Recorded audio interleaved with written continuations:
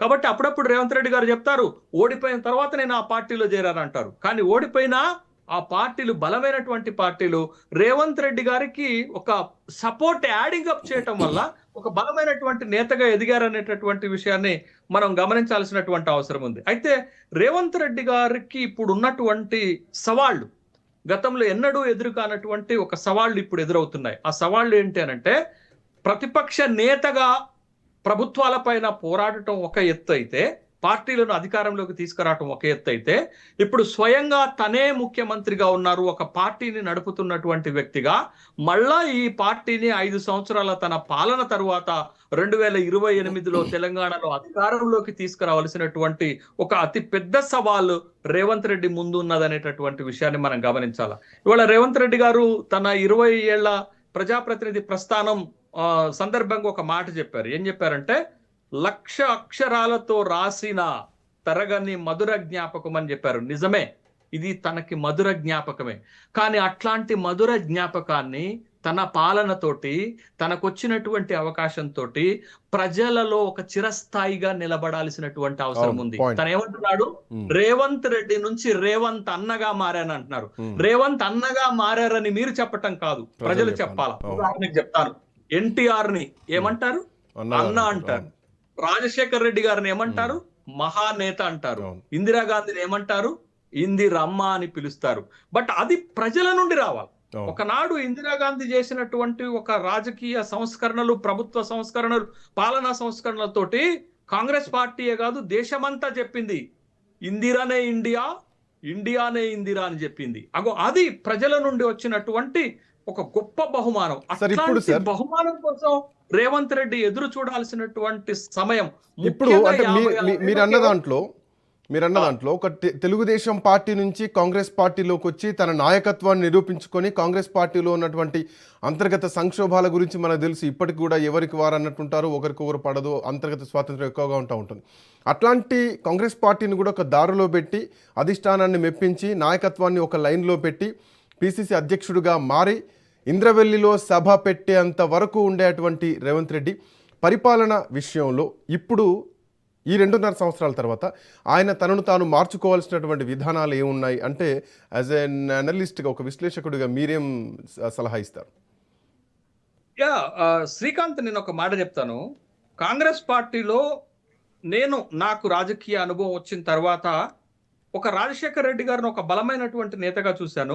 ఆ తర్వాత నేను రేవంత్ రెడ్డిని చూస్తున్నాను, అంత బలమైనటువంటి కాంగ్రెస్ పార్టీని లీడ్ చేస్తున్నటువంటి నేతగా చూస్తున్నాను. ఎందుకంటే ముఖ్యమంత్రి రేస్ లో అనేక మంది తెలంగాణ నుండి ఉన్నప్పటికీ కూడా అధిష్టానం దగ్గరకు వెళ్లకుండా హోటల్లోనే కూర్చొని ముఖ్యమంత్రిగా ఎంపికైన తర్వాతనే ఢిల్లీ వెళ్లి అధిష్టానాన్ని కలిసినటువంటి ఒక రేవంత్ రెడ్డిని నేను చూశాను. అంత బలమైనటువంటి నాయకత్వ లక్షణం నాకు కనపడింది. ఖచ్చితంగా మాట్లాడుకోవాల్సినటువంటి అంశం. అయితే రేవంత్ రెడ్డి గారు గనక కాంగ్రెస్ లోకి రాకుండా ఉంటే ముఖ్యమంత్రి అయ్యేవాళ్ళ? దీనికి ఒక ఉదాహరణ చెప్తాను నేను. ఆ ఉదాహరణ ఏంటంటే, 2006లో, అంటే ఇప్పుడు మనం మాట్లాడుకుంటున్నటువంటి సందర్భానికి మ్యాచ్ అవుతుంది కాబట్టి నేను ఈ ఉదాహరణ తీసుకున్నాను.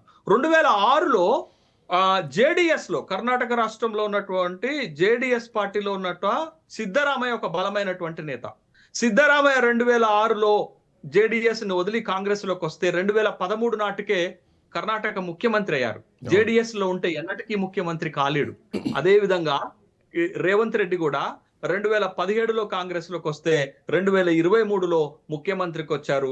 అదే కాంగ్రెస్ లోకి రాకుండా ఉంటే రేవంత్ రెడ్డి ఎన్నటికీ ముఖ్యమంత్రి అయ్యేటటువంటి అవకాశం లేదు. ఇక మీరు అడిగినటువంటి ప్రశ్న ఏంటి అనంటే, రేవంత్ రెడ్డి గారి ఈ 31 నెలల పరిపాలన చూస్తే, రేవంత్ రెడ్డి గారి 20 ఏళ్ల ప్రజాప్రతినిధి ప్రస్థానంలో ఎన్ని మైలురాళ్లు ఉన్నాయో, ఎన్ని సవాళ్లు ఉన్నాయో, బట్ ఈ 31 నెలల్లో తన ముఖ్యమంత్రిగా అన్నే సవాళ్లను, అంతే విధమైనటువంటి ఛాలెంజెస్ ని ఎదుర్కొంటున్నారు.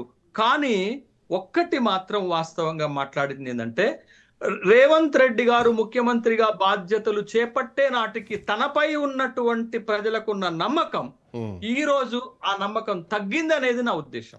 ఎందుకు అనంటే, తన పాలన విషయాల్లో కానీ, పాలన విషయంలో కానీ, తను ఇచ్చినటువంటి హామీల విషయంలో కానీ, ప్రభుత్వాన్ని నడుపుతున్నటువంటి తీరులో కానీ మోర్ ఎక్స్పెక్టేషన్స్ ఉన్నాయి ప్రజలకి. అంటే ప్రజలు ఎక్కువ ఆశించారు రేవంత్ రెడ్డి గారి గురించి, రేవంత్ రెడ్డి గారి నుండి. కానీ గత ప్రభుత్వ పాలనకి ఈ ప్రభుత్వ పాలనకి పెద్దగా తేడా లేదు అనేటటువంటి ఒక పెదవి విరుపు ప్రజల నుండి వస్తున్నటువంటి నేపథ్యంలో రేవంత్ రెడ్డి ప్రత్యేకతలేవి, అవును. రేవంత్ రెడ్డి స్పెషలైజేషన్స్ ఏవి, రేవంత్ రెడ్డి తనను తాను నిరూపించుకున్నటువంటి ఘట్టాలేవి, రేవంత్ రెడ్డి తనను తాను ప్రూవ్ చేసుకొని ఒక పాలనా దక్షుడుగా ఒక పాలనావేత్తగా ఎదిగినటువంటి క్షణాలేవి, ఎదిగినటువంటి ఉదాహరణలేవి. రాజశేఖర్ రెడ్డి గారు మహానేత అయ్యారు. ఎలా అయ్యారు? ఒక్క 5 సంవత్సరాల పాలనలోనే మహానేత అయ్యారు. రాజశేఖర్ రెడ్డి గారు 2004లో ముఖ్యమంత్రి కాకముందు తనపై ఉన్నటువంటి ఒక ఫ్యాక్షనిస్ట్ ముద్రను దాటి, ఒక ముద్రను దాటి, ఒక అస్మతివాద అనేటటువంటి ఒక ముద్రను దాటి కనీత 5 సంవత్సరాల కాలంలోనే ఒక మహానేతగా ఎదిగారంటే రాజశేఖర్ రెడ్డి గారు తెచ్చిన పథకాలు, సంక్షేమము, అభివృద్ధి, ప్రజల పట్ల తను చూపించినటువంటి ఔదార్యము, ప్రజలతో కలిసిపోయి మమేకమైనటువంటి విధానమే తన్ని మహానేత చేసింది. కానీ రేవంత్ రెడ్డి గారు ఈ 31 నెలల కాలంలో సాధారణ ప్రజలను తన ఇంటి వద్ద ఒక్క రోజు కలిసింది లేదు. ప్రజానేత ఎలా అవుతారు? ప్రజల పక్షాన ఉన్నట్టు ఎలా భావించాలా? సామాన్య పేద ప్రజలను లోకి వెళ్ళలేదు, కలవలేదు, వాళ్ళతో మమేకం కాలేదు, వాళ్ళని మెప్పించలేదు. మా ముఖ్యమంత్రి అనేటటువంటి స్థాయికి తన పాలన ఇవ్వలేకపోయారు. కాబట్టి రేవంత్ రెడ్డి ఒక బలమైనటువంటి ఛాలెంజ్ భవిష్యత్తులో ఎదుర్కొనేటటువంటి అవకాశం ఉంది.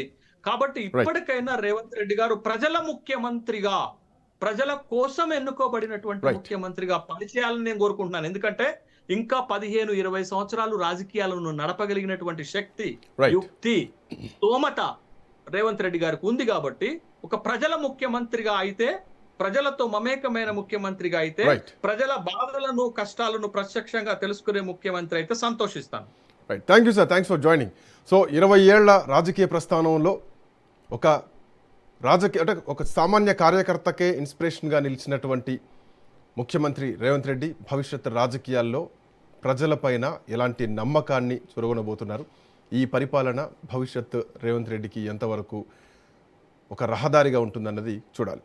ఎనివే, రాజ్ న్యూస్ తరపున 20 ఏళ్ల ఈ ప్రస్థానానికి రేవంత్ రెడ్డి గారికి శుభాకాంక్షలు చెప్తోంది.